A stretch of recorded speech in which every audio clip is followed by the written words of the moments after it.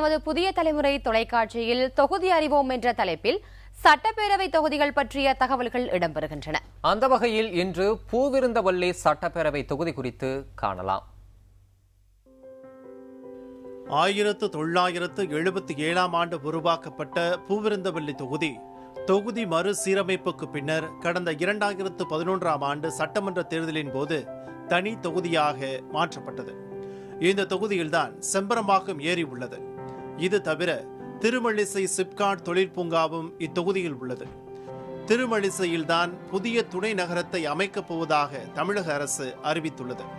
தொகுதி உருவானது முதல் நடைபெற்ற 7 சட்டமன்ற தேர்தல்களிலும் தனது கூட்டணி கட்சிக்கே இந்த தொகுதியை அதிமுக ஒதுக்கி வந்துள்ளது. கடந்த 2011 ஆண்டுதான் முதல் முறையாக இந்த தொகுதியில் போட்டியிட்டு வெற்றி பெற்றது. அதிமுகவின் மணிமாறன் இத்தொகுதியின் தற்போதைய எம்எல்ஏவாக உள்ளார். இந்த தொகுதியில் திமுக 3 முறை வெற்றி பெற்றுள்ளது. காங்கிரஸ் மற்றும் தமாக 4 முறை வென்றுள்ளன. அதில் 3 முறை டி சுதர்சனம் வெற்றி பெற்றுள்ளார்.